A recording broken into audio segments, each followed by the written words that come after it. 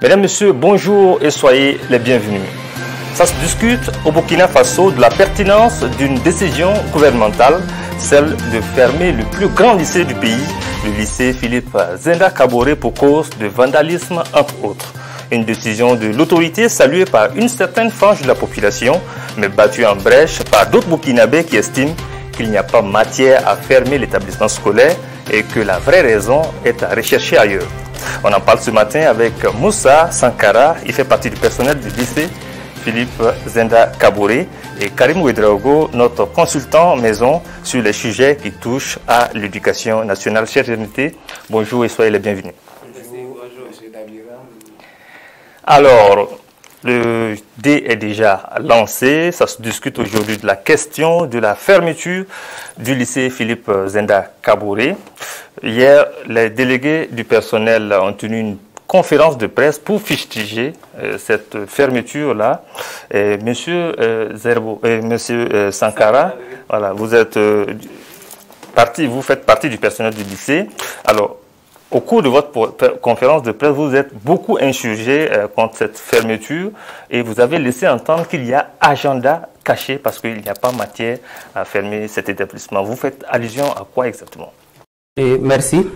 Merci pour l'occasion que vous offrez au personnel et à travers ma modeste personne de présenter ce que nous avons comme élément qui peut, dans les développements, il y a un certain nombre d'éléments que les autorités en charge de l'éducation utilisent pour communiquer qui, de notre point de vue, ne sont pas exacts.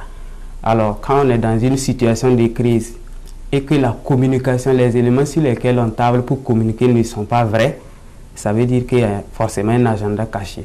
Sinon, pourquoi mentir pour pouvoir fermer un grand lycée du Burkina?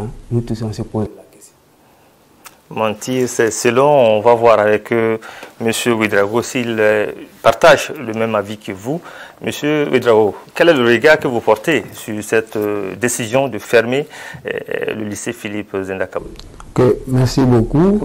Je viens d'écouter mon frère Sankara. Bon, eux aussi, ils sont dans leurs droits. C'est leur lieu de travail. Mais quand on prend une décision en conseil des ministres, c'était le 24 mai, et le gouvernement du centre a entériné le 25. Il n'y a pas deux fermetures. Ça a été fermé le 24 mai. Suite à ce que tout le monde sait, et le vandalisme, le saccage même de l'établissement par les élèves entre griffes. Et lorsque on met à genoux un établissement, son administration, l'équipement, et qu'on suit la violence dont a été victime le proviseur, qui a eu la vie sauve grâce à son frère, alors ils ont fait le show. Et un gouvernement digne de ce nom, qui vient comme un chirurgien, c'est une décision chirurgicale, de regarder avec toute la lucidité sur quelles conditions remettre en selle ce précieux établissement qui est dans la mémoire collective des Burkinabés. Et ce genre de décision, ce n'est pas à la va-vite que ça se fait.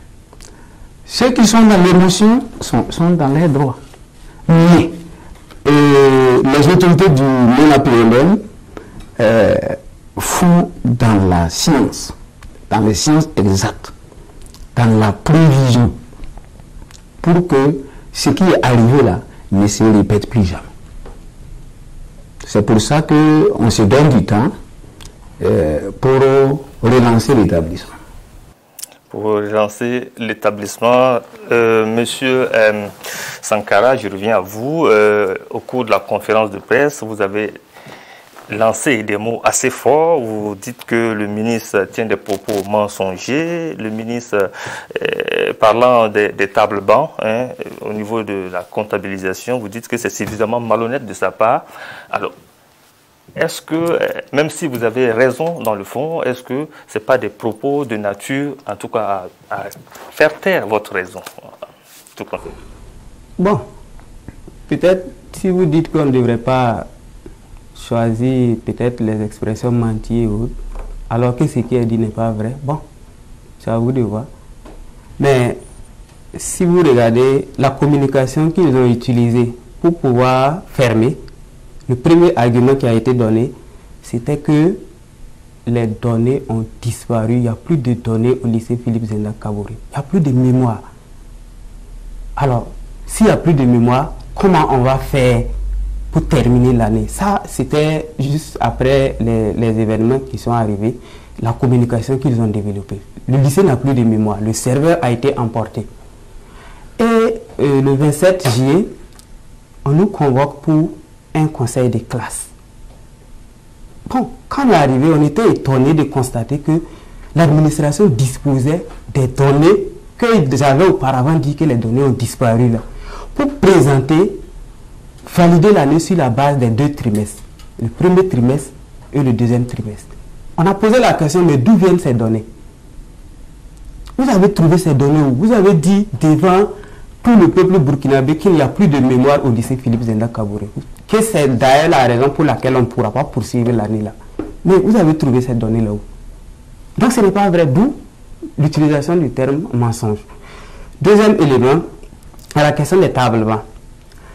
Si ce sont les tables bancs cassés qu'on a réunis à l'intérieur de la cour du lycée Philippe Zenda Kaboré, ils y étaient avant les événements du Zenda.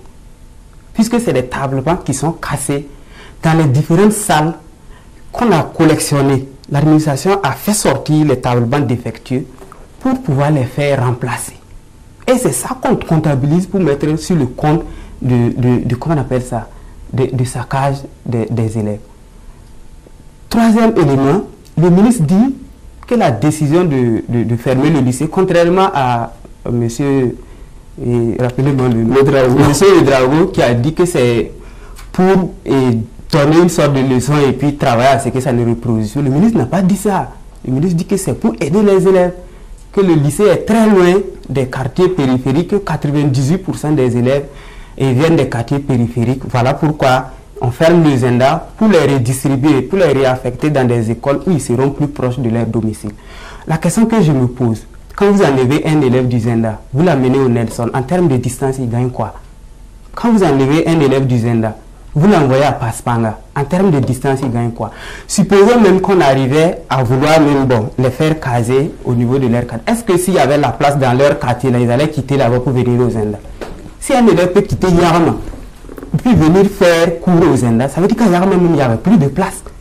Mais où ils ont trouvé ces places de dernière minute là, pour pouvoir dire que, tellement qu'on se soucie de nos élèves, du bien-être de nos élèves, on ferme le Zenda pour pouvoir laisser chacun dans son quartier, dans une école proche de son quartier. La communication qui a été faite autour de ces questions-là, de cette question-là, nous amène à dire encore pour la énième fois qu'il y a un autre agenda caché derrière la fermeture de cet établissement. Agenda caché, c'est selon, on ne sait pas si M. Ouedraogo partage le même avis. En tout cas, les reproches qui sont faits en général à l'encontre du délégué du personnel qui ont fait leur sortie médiatique, c'est que c'est au niveau de ses propos, en tout cas, est-ce que l'approche n'a pas péché? C'est la question en tout cas. C'est que un ministre est au-dessus d'une famille. Il gère beaucoup de familles. Les propos contradictoires entre personnels, le ministre se met au-dessus de la mêlée. Et je souhaite qu'on ne ramène pas le ministre Ouaro dans ce débat de clocher au niveau du personnel. Cependant, quand il parle d'agenda, je dirais qu'il y a ce qu'on appelle dans la gouvernance de nos établissements des planifications, des réformes. Et même avant la crise, la question du Zenda était posée parce que l'établissement s'épanouit. Et comme il est au niveau du centre-ville, effectivement dans les quartiers à côté, il n'y a plus d'enfants, il n'y a plus de viviers. Et ce n'est pas une première. D'abord, je tiens à ce que chacun sache que des écoles primaires ont été érigées en CG dans les écoles Paspanga. Et le PMK avait été fermé pour des raisons données. Et cette fois-ci, je pense que le ministère conduit beaucoup de réformes Et on se dit qu'il y a par exemple la question des lycées polyvalents. Vous voyez, le Zenda peut, avant de rouvrir, peut subir des transformations, de sorte à donner, à côté de l'enseignement général, des séries techniques par exemple. Et nous savons que ces gens d'établissement ont une plus-value en termes de discipline, en termes de réponse à nos préoccupations. Alors vous estimez qu'il n'y avait pas matière à polémiquer sur cette fermeture? C'est une décision gouvernementale. Au vu de la situation, on fait stop, on répare et on relance. Ok. Voilà. J'ai compris ce qu'il a dit, mais je ne sais pas, personne n'est contre le fait qu'on tienne des réformes dans le ministère. S'il y a débat, ça dépend de la qualité des réformes qui sont faites. Il y a des réformes que le ministère a faites, personne n'a contesté. Quand ils ont dit que désormais, à partir de 16 ans, jusqu'à 16 ans, on peut être orienté en 6e, puis ça avant c'était 14 ans. Qui s'est opposé? C'est une réforme. Si ça fait polémique, ça dépend du contenu de la réforme. Et il a bien fait de dire qu'il y a beaucoup de réformes qui ont été conduites au niveau du ministère. Mais pourquoi ça fait parler? Quand on fait une réforme pour dire de ne plus faire un examen blanc dans un lycée, c'est une réforme qui vise à donner quelle plus-value à l'éducation? Examen blanc. Alors qu'il y a des établissements bien connus de la ville où les examens blancs se tiennent. Là, il y a problème. Maintenant, pour revenir à la question du Zenda, la communication que le gouvernement a utilisée pour fermer le Zenda, c'est ce qui pose problème. Si le gouvernement était sorti dire que, bon, aujourd'hui on ferme le Zenda parce qu'on veut ériger en une école professionnelle, là, je ne pense pas que ça allait faire débat. Le gouvernement ferme parce qu'il n'y a plus de données, les tableaux sont cassés et c'est pour réduire la distance entre le Zenda et puis... Mais ce que vous dites, malgré cette distance-là, il y avait combien de classes de 6e au Zenda? C'était rempli. Alors, M. Ouedraogo, voilà. Une dernière réaction. Voilà. En fait, il faut qu'ils sachent que les établissements en périphérie connaissent une certaine croissance. Il y a des séries qui seront érigées en lycée, il y a des ouvertures, parce qu'on s'est rendu compte que l'offre et la demande est très forte en périphérie. Je peux dire que j'ai souvent vu les élèves du Zenda arriver via le bus, mais je vous assure, hein, c'est par contingent. C'est assez important. Et nous, en tant que responsables du MONAPLN, notre devoir, c'est d'amener l'école vers les élèves. Et cette décision va, d'une manière ou d'une autre, permettre de soulager. Ça, je le dis, hein, ça soulage les parents. Hein, et ils vont avoir de la place. C'est l'école. Maintenant, la question de réforme, quand ça va venir, le ministre a dit quoi? Quand on va rouvrir le Zenda, ça serait à la grande satisfaction de tous. Mais, permettez-moi de dire, on a aussi les examens blancs. Les examens blancs dans les établissements prenaient l'allure d'une session avant la session.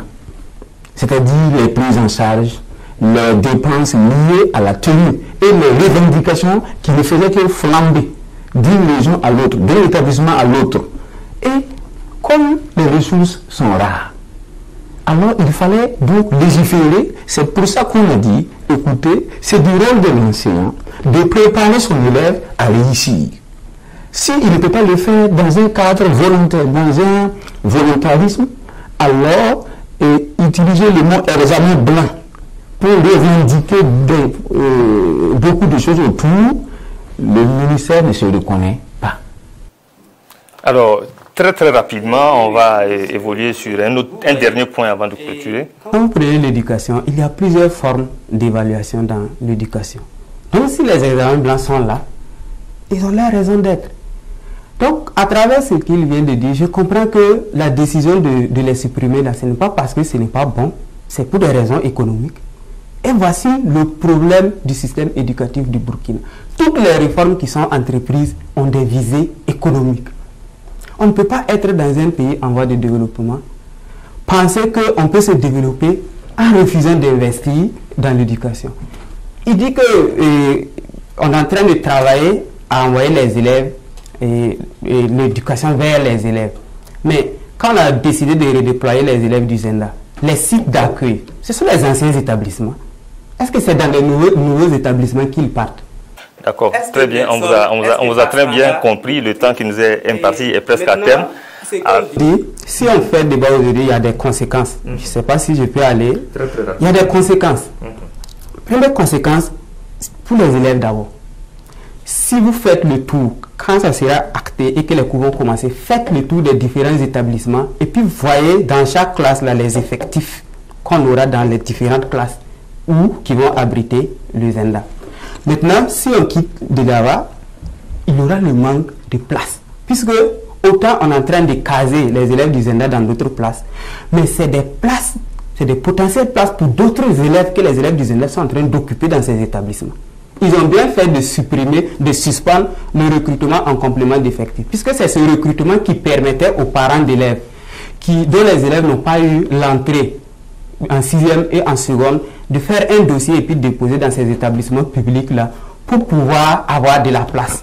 Mais le fait que les élèves du Zenda partent occuper ces places-là, ça montre que ceux qui devraient avoir ces places-là seront obligés d'être dirigés vers le privé. Bon, de nos jours, avec la vie chère, les produits de première nécessité ont augmenté près de 30%. Si dans ça, on vient dire que ton enfant n'aura pas place au public, il faut qu'il aille au privé, ça veut dire qu'il y a des milliers d'élèves qui ne vont pas aller à l'école cette année dû à cette fermeture du Zenda. Et c'est ce que nous déplorons. Ce que vous déplorez et vous entendez durcir en tout cas le ton, parce que vous avez lancé, vous l'avez dit clairement, vous allez entamer d'autres actions fortes si rien n'est fait. D'aucuns ont estimé que vous êtes en train d'intimer l'autorité à rouvrir les salles de classe. Est-ce que c'est réellement une remise en cause de l'autorité de l'État? Pas une remise en cause. Vous voyez, c'est quand vous prenez la procédure même qui a abouti à la fermeture du lycée, ça pose problème. Comme la semaine surpassée, on affecte 5 agents au lycée Philippe Zenda Kaboré. On sait qu'on va fermer le lycée, mais on affecte 5 agents là-bas. Donc 4 professeurs du second cycle et un agent de soutien. Qu'est-ce qui peut expliquer cela? Le secrétaire général du ministère a fait sortir une note où il dit que cette année, pour cette rentrée, on va ouvrir une nouvelle spécialité professionnelle au niveau du Zenda. Bon, j'ai oublié, mais si vous prenez la liste, le Zenda fait partie de ces établissements qui ont été choisis pour ouvrir cette branche-là cette année, pour cette entrée scolaire. Et une semaine après, on vient acter la fermeture, puisque c'est vrai que la fermeture est intervenue avant, mais les gens espéraient qu'on allait rouvrir à la rentrée. Ce qui fait que ça fait débat, c'est pas qu'il y a eu une nouvelle fermeture, mais c'est parce qu'il y a eu une action qui montre qu'on ne va plus ouvrir. C'est ça qui fait parler maintenant. Maintenant, si vous prenez, bon, les conséquences, j'ai cité au niveau des élèves, mais quand vous prenez au niveau des parents d'élèves, les questions financières vont se poser parce que, quoi qu'on dise, le privé et le public, ce ne sont pas les mêmes frais. Mais jusque-là, aucun parent ne s'est plaint. On ne sait pas. Peut-être que les parents se retrouvent là-dedans. Une dernière réaction, monsieur Ouedraogo, avant de refermer. Moi, je salue cette décision de fermeture parce que je dis bien, c'est une opération chirurgicale qui va nous permettre, parce que la question de la discipline pose problème, et à l'heure où nous nous préparons pour aller aux assises nationales, ça va être, cette décision de maintenir la fermeture va permettre aux acteurs de tous bords de se poser les questions sur ce que notre école doit être. Au vu de ce qui s'est passé en mai, je vous assure que c'était un scénario apocalyptique qui était vu. Et nous sommes surpris que ceux-là qui vont saccager se retournent pour dire ah non, ramenez-la. Oui. Et ensuite, je vais dire qu'il y aura toujours une communication vers tous les acteurs, que ce soit les parents, que ce soit l'amicale, que ce soit même le personnel enseignant. Moi, je regrette cette sortie médiatique du personnel enseignant parce qu'ils peuvent à l'interne venir voir le ministre. Moi, je regrette cette sortie parce que c'est comme un bras de fer que tombe de fer. Ils n'ont plus d'élèves. Moi, je crois qu'ils doivent négocier, en tout cas, une sortie heureuse. Négociation s'impose, une sortie heureuse. Vous avez une minute pour réagir à chaud avant qu'on ne referme cette édition. Quand on veut fermer un établissement comme le Zenda, alors qu'on sait qu'il y a plus de 200 personnes qui y travaillent, Je pense que si on avait de l'estime pour ce personnel-là, il devrait être associé à cette mesure de fermeture. C'est vrai que c'est le ministre qui prend les décisions, mais on pourrait quand même communiquer un tant soit peu, informer le personnel des projets qui étaient en cours. Vous voyez, vous trouvez normal que le personnel même se rend compte de la fermeture sur les réseaux sociaux? Vous voulez qu'on dise quoi? Il faut qu'on sorte. En tout cas, le bras de fer est désormais... Une mesure comme cela, comme je dis, ils avaient déjà fait des sorties, pas de problème. On a abouti à une fermeture. Et eux-mêmes, ils savaient, quand ils disent qu'ils attendent dans les réseaux, là, ils avaient des rumeurs qu'on allait maintenir la fermeture. Maintenant, dans une volonté d'apaisement et de solutions consensuelles, ce personnel devait faire une délégation, comme même les élèves le font. Et essayer de rencontrer le mieux. Voilà, bon, vous fermez, c'est votre droit. Maintenant, à quelle sauce nous serons bouffés? En tout cas, le bras de fer est désormais lancé. Alors, c'est malheureux de la part de M. Ouédraogo qui prône un dialogue qui s'impose. Il n'a pas manqué de dire qu'on avait des rumeurs. Est-ce qu'à partir des rumeurs, on pouvait demander quoi que ce soit? Le Burkina est un pays qui est... Non, nous, on peut pas... Un pays qui se veut sur ne peut pas fonctionner sur la base des rumeurs. Sur la base des rumeurs, voilà qui met un terme à ce débat qui portait donc sur la fermeture du lycée Philippe Zenda Kaboré. Mesdames, Messieurs, merci de nous avoir suivis et bonne journée chez vous et rendez-vous très prochainement pour d'autres sujets d'actualité.